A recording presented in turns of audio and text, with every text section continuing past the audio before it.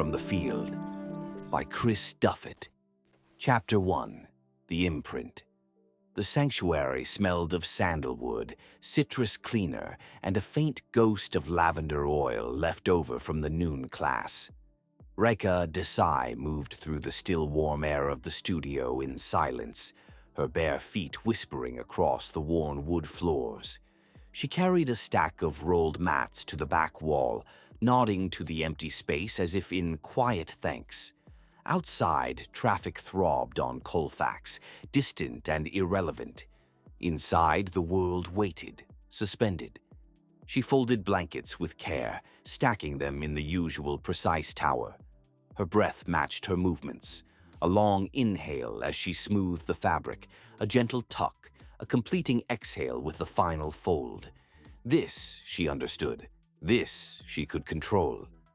At the far end of the studio, her ancient portable speaker hissed, a soft electronic wheeze of protest. She walked over and nudged it. The hiss persisted. She frowned, lifted it, gave it a shake, and it crackled again. The auxiliary cable was frayed, probably a loose wire or one of the cheap knockoff parts Nadim kept warning her about. She made a mental note. Ask Nadim about speaker guts, then promptly forgot the name of the part she was supposed to ask about. She placed the speaker back down and rubbed her forehead. The city waited beyond the windows, the sky a pale denim blue. Somewhere down the hall, the front door latch clicked softly shut, her last student leaving. She knelt on her mat, folded her legs under her, and closed her eyes. Just for a moment. Her breath deepened. Her heart slowed. The chatter in her mind, the one about the studio bills, the patchy student attendance, the mild but insistent ache behind her right eye, melted away. Her awareness sank. The field greeted her, a familiar hum beneath the silence, warm, expansive, like dropping into an ancient river that knew her name. She drifted, weightless, cradled by what she called the field, what she taught others to access, though no one else she knew had ever felt it this clearly. It had always been gentle, until now. Something shifted, no warning, no preamble. One moment she floated, the next, snap, a pull, fast, precise, not violent but definite, like being yanked into a deeper layer of reality she hadn't known existed. Her breath caught. A faint vibration echoed in her skull, not painful but unnatural. The field was different, structured, vast geometries unfolded in impossible symmetry, patterns that hovered between form and frequency. It wasn't light, it wasn't thought.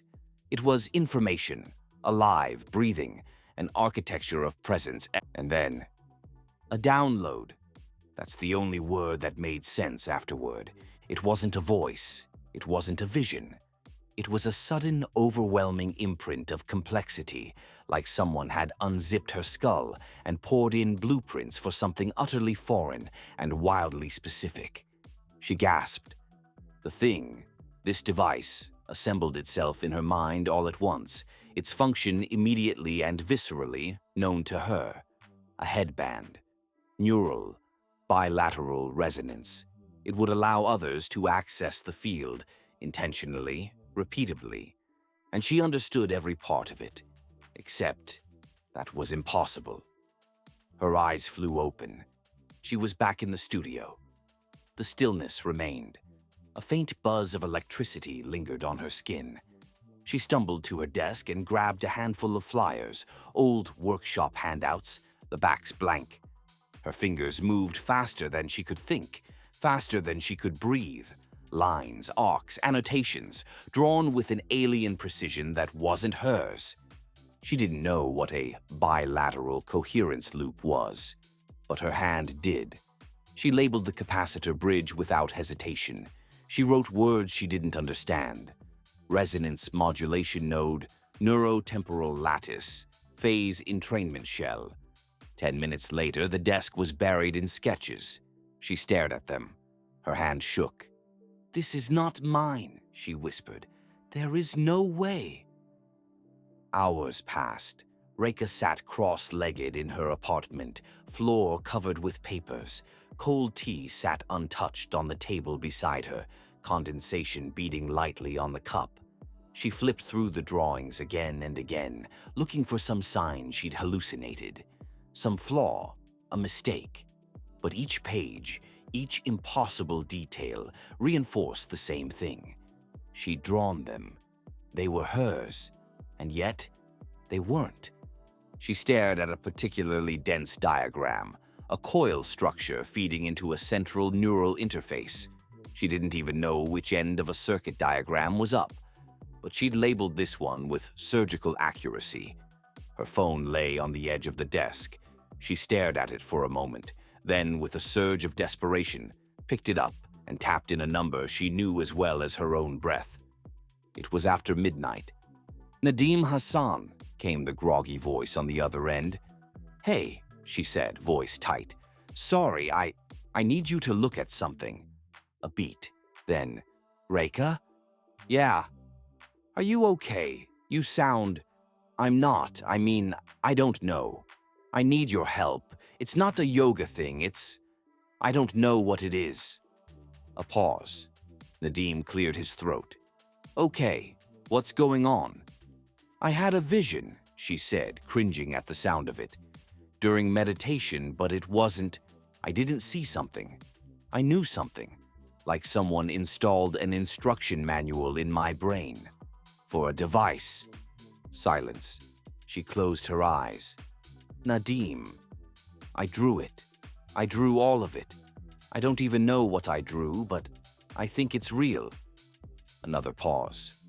A long one. She heard sheets rustle, a groggy sigh, the sound of him sitting up. "You drew a schematic?" "During meditation?" he asked slowly. "What kind of schematic?" "I don't know. A neural device. It's meant to let people access the field." Another beat. "Raeka, chakras and Wi-Fi don't usually go in the same sentence." "I know.